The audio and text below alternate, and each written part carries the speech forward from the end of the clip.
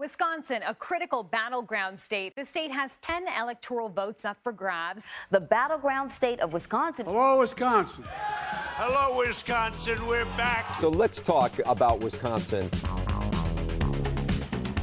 This is Swing State of the Union, a podcast all about Wisconsin and why it's so important to U.S. politics. I'm Joy Powers. And I'm Sam Woods. Thank you so much for joining us. Today, we're exploring Wisconsin's union history, the impact of deindustrialization, and new union movements in the state. In 1959, Wisconsin became the first state in the U.S. to grant collective bargaining rights to public sector unions. But decades later, in 2011, Wisconsin would lead the fight against these same unions with a bill called Act 10 that caused a massive protest and made international headlines. The debate over state budget deficits has led to chaos in Wisconsin, with protesters hanging over balconies in the State House and lawmakers calling AWOL. Although Act 10 was called a budget repair bill, its impact on public sector unions is what catapulted it into the global spotlight. The law stripped collective bargaining rights from nearly all public sector unions, only allowing them to negotiate over base wage increases at the rate of inflation. Police and fire unions were spared. As many as 100,000 people came out in protest, with thousands setting up camp inside the Capitol. For months, chants flooded the air. All 14 Democratic senators fled the state in protest to prevent a vote. But the movement failed and Act 10 passed. Just a few years later, the state would pass a right-to-work bill, barring private sector unions from requiring dues from the employees they represent, damaging their stability. In the years since, Wisconsin has seen a bigger drop in union membership than any other state, a loss of nearly 10% of its workforce, according to the Wisconsin Policy Forum. And as union shops left cities throughout the state, their promise of a brighter future for the average blue-collar worker often vanished with them. But Wisconsin wasn't always like this. In fact, Milwaukeeans had been at the forefront of the U.S. labor movement for decades.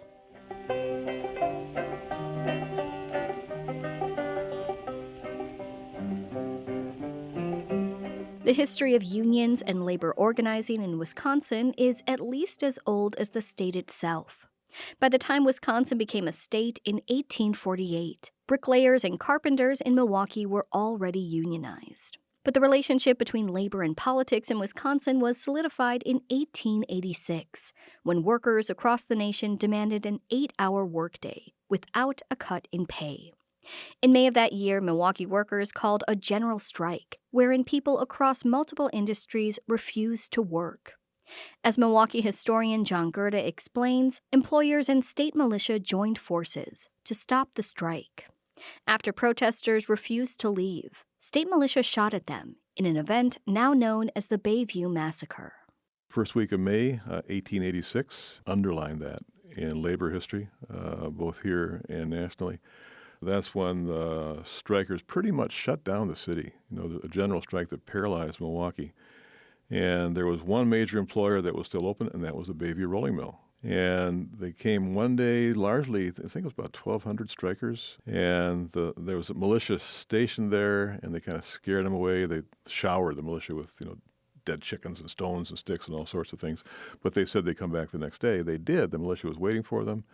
And morning of May 5th, which is a day after the Haymarket shootings in Chicago, so people are just nerves are on a knife edge, nationally. Militia fired on those marching strikers at a distance of 200 yards, killed 7 people. So that was the bloodiest labor disturbance in Wisconsin's history. And that really was a watershed politically. The strike's momentum slowed after these killings, but the momentum in favor of a standardized 8-hour workday continued, and in the next election, a new populist movement called the People's Party swept county seats and solidified the relationship between labor organizing and political activity in Wisconsin. Milwaukee area Republicans and Democrats would join forces to stop the People's Party in subsequent elections. But the Bayview Massacre had made it clear that existing political parties were not going to speak to the concerns of Milwaukee's workers, especially its working-class German immigrants. Gerda explains how this led to the creation of Milwaukee's Socialist Party, led by Victor Berger and allied with Milwaukee's workers. The People's Party was a reaction to those shootings. It was a clear sign that industrial property was valued more highly than industrial workers. So that's a huge red flag. They began to organize nationally as well, but Milwaukee, was very widespread and very effective. And then what happened, you have at the same time kind of these parallel tracks. You have socialists going back to the 1840s when you have this kind of liberal element in German immigration especially, and Milwaukee being the most German city in the country. A lot of those people came with these ideas, but the left has always been kind of famously fractious, so they had a hard time organizing until Victor Berger arrives. And what he developed was he called it the Milwaukee idea. And what that meant was you have a two-armed labor movement. One side is labor, one side is politics. And together, they kind of work for the cooperative commonwealth. So after a few years of organizing, the people who ran the unions were the same people who ran the party.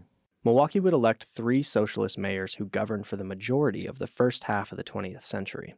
And in other parts of Wisconsin, especially in rural areas, it was the progressives, led by Robert Fightin' Bob La Follette, who represented working-class farmers who had similar grievances. La Follette emphasized railroad reform in favor of reducing transportation costs for farmers, direct primaries, and direct elections of U.S. senators, who at the time weren't elected by a state's populace, but by state senators.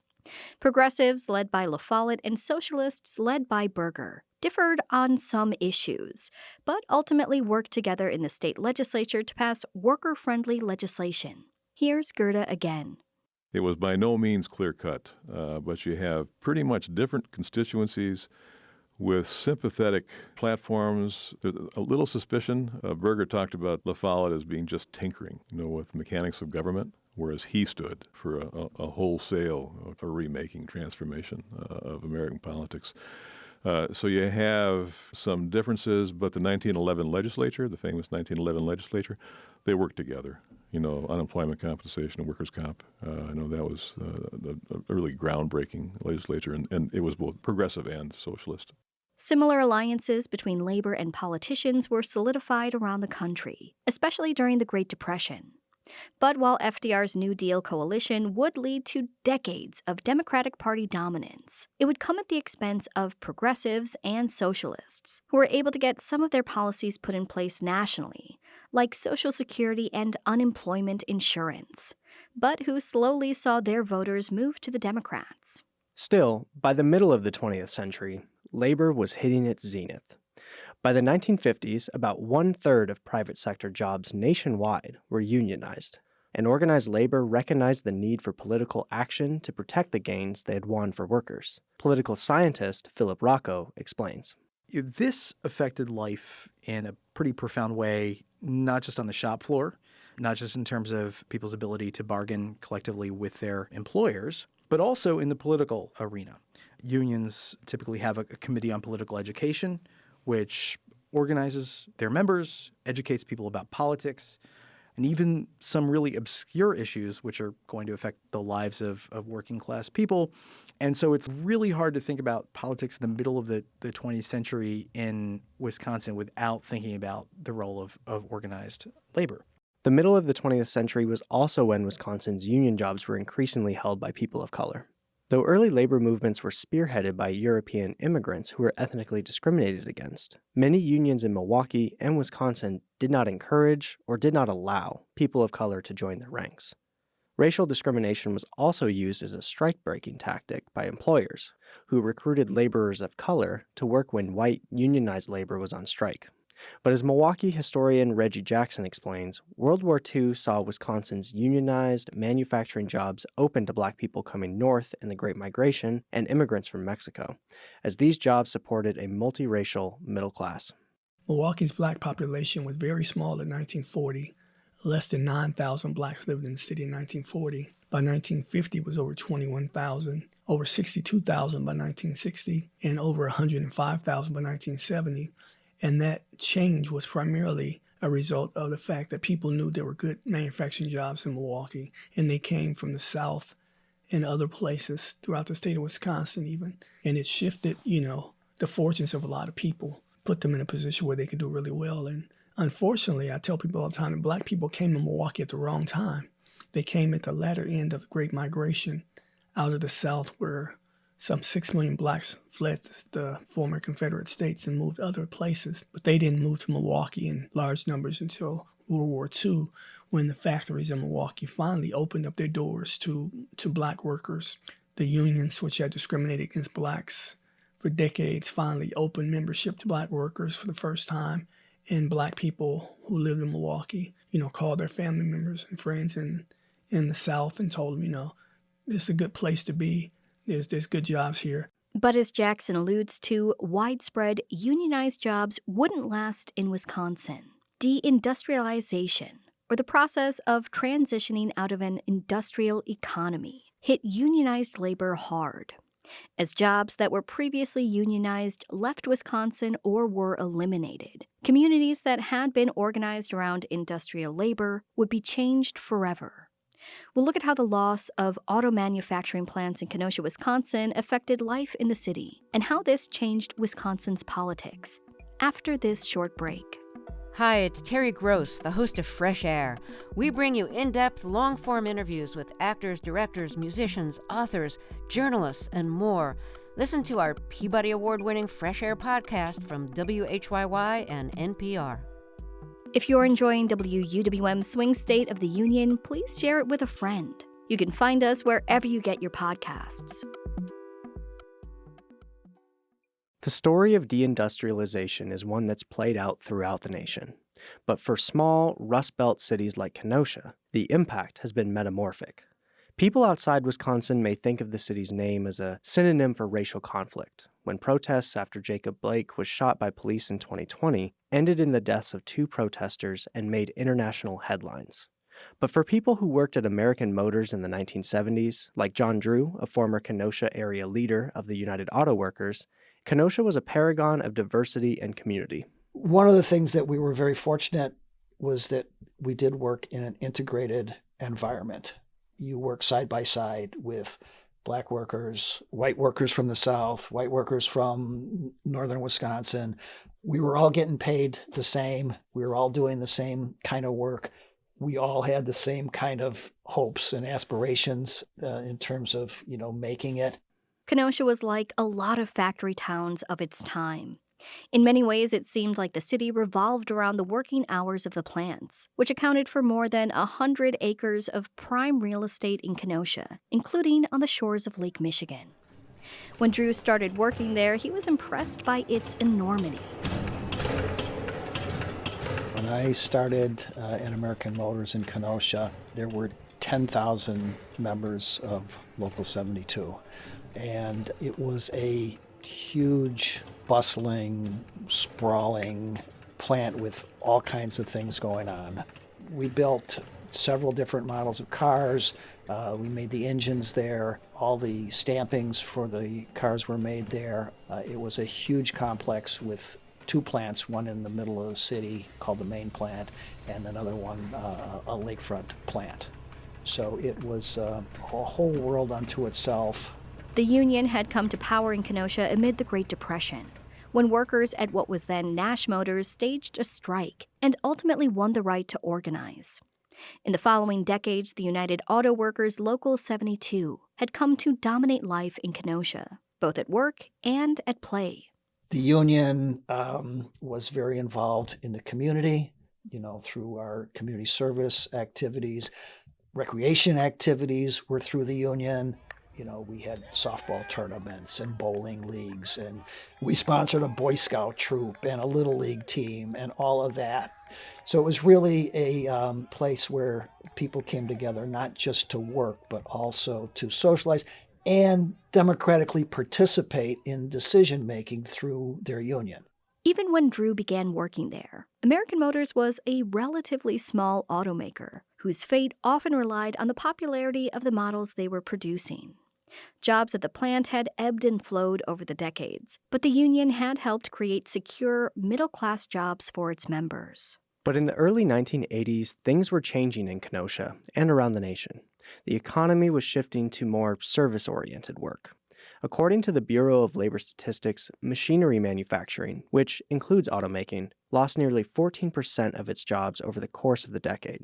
Catherine Dudley is an anthropology professor at Yale University, and the author of End of the Line, which explores what happened in Kenosha. She grew up in Racine, just down the road from Kenosha, and she has fond memories of riding around in her granddad's Rambler, hot off the line from American Motors. I remember, the Labor Day parades and the union picnics and the sense of social life that revolved around the friends and family who were co-workers in a place like that. Dudley says that in many ways, southeastern Wisconsin was defined by this culture of automaking, but that identity wouldn't help Kenosha avoid the fate that so many other factories had met at that time. The oil crises of the 1970s had shifted the market away from domestic cars, and American Motors was struggling to survive. By 1987, John Drew was working with the union to negotiate a deal with the state of Wisconsin to try to help the plant stay afloat. For Drew, the moment played out like a scene from a film. We were at the Hyatt Regency in Milwaukee negotiating, and we got a call in the middle of the night that Chrysler had bought American Motors. And we immediately stopped negotiations because both sides were sort of up in the air on what was going to happen. And I remember very clearly people were excited that, oh, this is great. Chrysler bought American Motors. And I remember a couple of us who were on the bargaining committee, we kind of went off to the side and said, yeah, this could be pretty bad.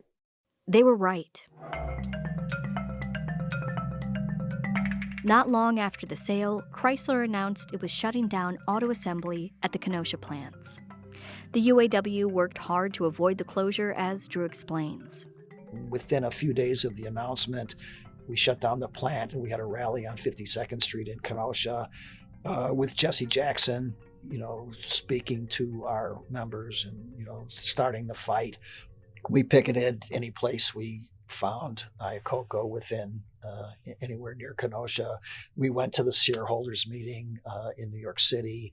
We made it into a huge deal that what they were doing was wrong. Not just because they had made promises, but what the effect was going to be on the community and what the effect was on the workers. Still, on December 23, 1988, the Kenosha plants stopped making passenger vehicles. Some people left for jobs at other plants in other cities, attempting to outrun the tide of deindustrialization that came for so many of them. Some continued working at the Kenosha engine plant, which continued operations on a much smaller scale until 2010. Others stayed in the area and looked for other work, but found little that could compare with the union-backed jobs they'd once enjoyed. And for many, this loss was about more than their work, as Catherine Dudley explains. I think the real trauma of what a plant closing can mean, especially when you're thinking of something that is region-wide, and that is a real, not just the loss of a certain kind of expectation or a family tradition, all of which are really important. But it really is a kind of a crushing of a sense of hope, a hope in the future, hope in what possibility, and having the difficulty of understanding what happened. How could this have happened? In the years after the plant closed, the political landscape of Kenosha changed. As Dudley explains, the union had helped create a pathway to the middle class for generations of Kenoshans. Now, that pathway was gone. The auto industry was hit hard by a changing economy, but it wasn't alone. Since deindustrialization began, many industries and cities outside of the Rust Belt have faced their own declines, and the impact is often the same.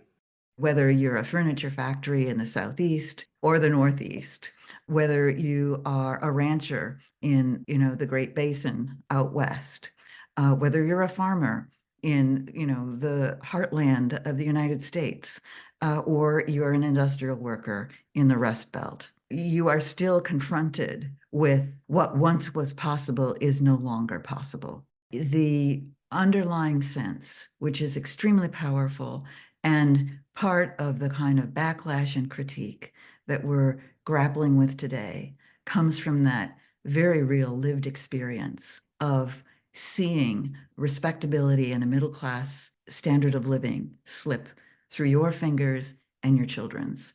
And, that's happened in a span of 50 years. State Representative Todd Onstead, a former worker at the plant and UAW member, watched as Kenosha changed around him. We went from a manufacturing town with strong unionization to a lot of warehouses without that unionization, and consequently not the same level of wages and benefits as what was enjoyed by the auto industry and other industries in the plants as well. We were very, very active politically, and I think that the amount of unionization in all of the industrial plants, not just the American Motors / Chrysler plants, but all of the plants, were largely supportive of Democratic candidates, and consequently, Kenosha was once considered a very safe Democratic county. After decades of voting for Democratic presidential candidates, Kenosha was among 23 counties in Wisconsin that flipped for Donald Trump in 2016. So let's get back to Act 10 and why it sparked mass protests from unionized workers across the state. For these workers, stories like Kenosha were a warning for what could happen to their communities as union jobs left, and Act 10 appeared to be another nail in the coffin of organized labor. So when thousands occupied the Wisconsin state capitol in protest, the fight wasn't just about Act 10. It was an existential crisis. But unions are making a comeback in Wisconsin's post-industrial economy. Peter Rickman, president of the Milwaukee Area Service and Hospitality Workers, or MASH, has been involved in labor organizing for years. MASH represents some Milwaukee service industry workers, including bartenders, servers, and baristas. Organizers recently agreed to a community benefits agreement with the Milwaukee Bucks, the city's professional basketball team. Among other things, the agreement allowed workers to organize a union without disruption. Rickman explains why this agreement is important and how current unionization efforts relate to politics. So earlier this year, a coalition of workers struck a community benefits agreement with the Milwaukee Bucks, which said that in exchange for public money to build a new downtown stadium, Bucks ownership would agree to certain terms for worker rights. How did this agreement come to be, and why is it important? So when Herb Kohl was selling the Bucks to a new set of owners, they were quite literally billionaires and multimillionaires in finance and insurance and real estate. And they said, you know what? We want public funds to build a new arena and to do a little real estate project around it. And, what hit me was this is the moment where if we don't stand up as a city and say, if you want $100 million, $500 million of public funds to build an arena and surrounding development, we better get something out of it. And so a group of us who'd been part of the work around racial and economic and social justice here in Milwaukee said, let's build a campaign. Let's make exactly that bold demand of living wages, union rights, and jobs for folks who need them the most. And it turns out that a bunch of policymakers, politicians, joined with us and were willing to stand up and say, yeah, this moment is one where we should stand up for working people. And I will say, there were owners of the team and leaders of the Milwaukee Bucks who said, actually, we're concerned about some of these things too, and this is a really concrete way to do something about this. So, yeah, let's negotiate a community benefits agreement. And you know what? Let's make this a landmark that others look to. So this community benefits agreement outlined that for all the work that would follow in the Deer District, what we now know as Fiserv Forum and the surrounding development, folks would be paid a living wage, have the ability to form a union without threats, coercion, intimidation, and opposition from the boss, which happens in virtually every union organizing drive. In this case, workers got to proudly talk about how they were building a union on the job, and they didn't face opposition from the boss. And Milwaukee used to be considered the best place in America for working class people of color to raise a family. We're now considered the worst. So we also negotiated in the community benefits agreement that these jobs, the kinds of jobs that we need to create with living wages and union rights, folks who've been left behind by the income inequality economy the hardest would have first dibs. Is there precedent for this community benefit agreement where a sports team agreed to worker protections in exchange for public dollars to build an arena? This is, to my knowledge, the first one in sort of a major city. But when you're talking about a Milwaukee or a Kansas City, St. Louis, or Detroit, or Minneapolis, St. Paul, Midwestern, medium-sized, large city, they're not exactly a day-to-day occurrence. And so I do get calls from people in those cities saying, well, what'd you do and how you do it? Because we want to do the same thing here. How does the Milwaukee Area Service and Hospitality Workers, or MASH, come into play here? when you negotiate an agreement like that, that's one thing to have a signed document and another thing to implement it. And so an organization needed to carry forward the monitoring, the enforcing, and the implementing of this community benefits agreement. So those of us who'd been behind it said, well, we need something fit for purpose. We can't just put it inside an existing union or community group because they're not fundamentally capable of doing this. It's not a critique. It's just this is something new and transformational and different. And so that's how MASH came to be, an organization to implement that community benefits agreement and then build what, I call the union of our dreams, the kind of member-driven, democratic, worker-centered organization that fights for what it can get and has a missionary zeal to expand across the whole of that 55,000 or so set of cooks and cleaners and bartenders and baristas. You mentioned you had allies and politicians when negotiating this community benefits agreement, and historically unions in Wisconsin and nationwide have allied with political parties. What is your approach to upcoming elections?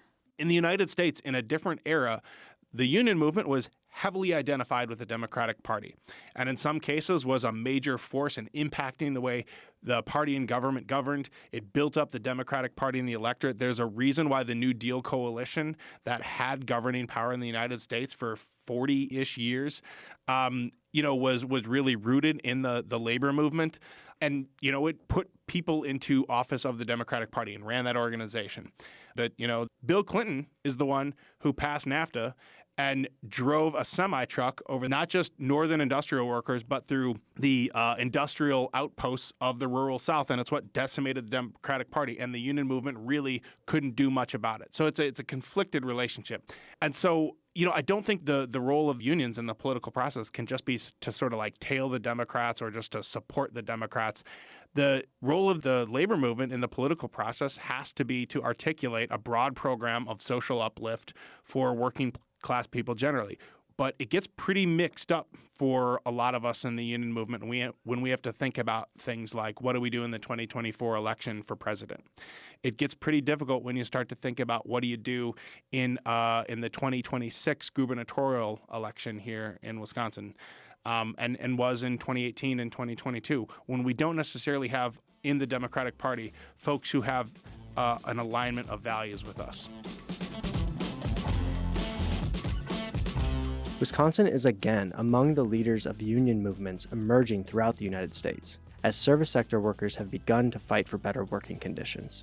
Colectivo Coffee, a roaster based in Milwaukee, recently became the largest unionized coffee chain in the nation, and organizations like MASH have led the way for new unions, shaped to meet the needs of new labor.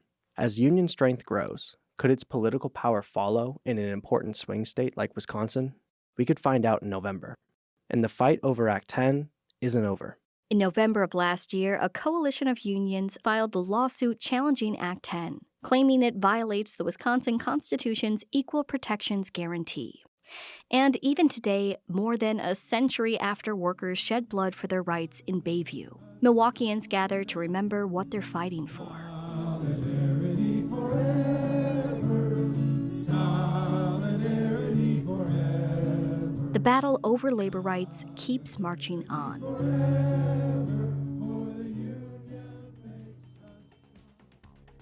On the next episode of Swing State of the Union, voter rights. There just began to be more limitations and requirements and structure put on the voting process, putting some limits on what communities could do in terms of the number of early voting locations they were allowed to have.